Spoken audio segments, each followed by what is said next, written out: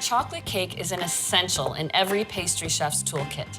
And I'll show you everything you need to know about this universal favorite. We need to start with the basics first. A good devil's food cake. This is sort of the foundation chocolate cake. The chocolate cake where all chocolate cakes came from. I'll start by sifting 1.5 cups of cake and pastry flour. And 1/2 cup of Dutch processed cocoa powder, which lends a rich chocolate taste and deep, dark chocolate color. And then 3/4 teaspoon of baking soda, 1/4 teaspoon of salt, and this is superfine sugar. It dissolves quickly into the cake batter and helps make the cake itself moist. I'll add 1 1/3 cups. I sift the sugar in with the dry ingredients. This is a contemporary style of making an old-fashioned chocolate cake by starting with the dry ingredients and then adding 1/2 cup of cool, unsalted butter. I'll blend this in until I get a fine crumb. It almost looks like chocolate breadcrumbs. Since we're starting with a basic chocolate cake recipe, this technique of cutting the butter into the dry ingredients is really the easiest method. And there we go. There are no visible big pieces of butter, so now it's time to add the liquid ingredients. I have 1/2 cup of milk, and then I've got 1/2 cup of strong hot coffee. And the hot coffee is there not so much to make a coffee flavor, but it actually intensifies the chocolate taste. I'll add 1 teaspoon of vanilla to that. Add this all at once, and with the mixer running, whisk 2 eggs together to add at the very end. Mix just until they're blended.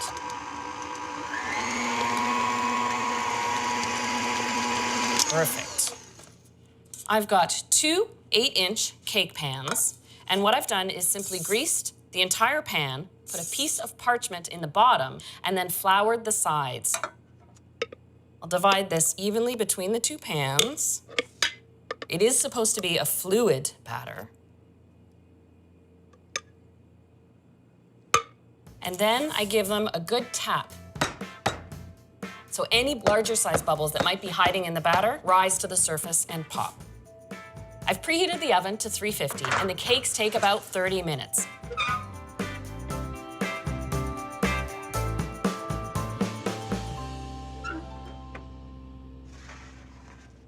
And here are the cakes. And of course, the standard test, when a skewer comes clean, when inserted in the center, it is done. It's important when you're cooling any cake to cool it first in the pan, but just for about 20 minutes. Then after that, you turn it out of the cake pan and let it cool completely before you put on the icing.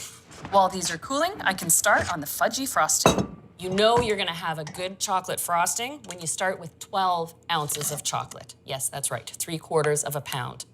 This is semi-sweet baking chocolate, not the kind of chocolate chips you use in chocolate chip cookies, but this melts smoothly into the fudge frosting.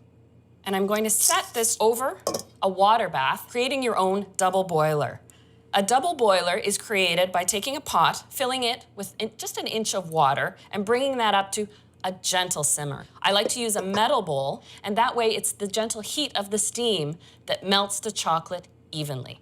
Pouring in 1.75 cups of whipping cream. And I like to melt the cream and chocolate together for this frosting because I just want to melt the chocolate and not heat the whole mixture up too much. This just takes a couple minutes.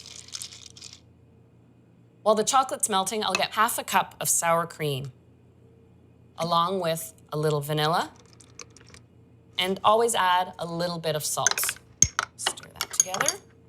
This ganache, the simple combination of whipping cream and chocolate, turns silky and thick, but as it cools, it thickens up, and that becomes our fudgy frosting.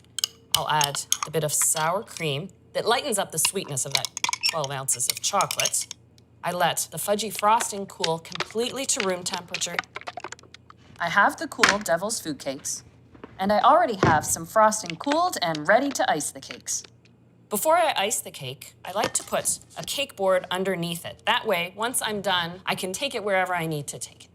First thing I'll do is put a nice dollop of this fudgy frosting in the center of the cake and spread it right to the outside edge. Now, the next layer, and I put it upside down. That way, the most flat sits on top. To frost the outside of the cake, I put a large dollop of frosting on the top, spread it right to the outside edge and over it a little bit. Then I do the sides, because that way the sides will meet up with the frosting on the top and create a perfect flat edge all the way around the cake. And the easiest technique for a beautiful cake is just the swirls and swishes of your offset spatula. That may be just a basic devil's food cake, but that is a cake you'd be proud to make and to serve. Thanks for watching Oh Yum. Keep an eye on this channel for plenty of delicious recipes and more.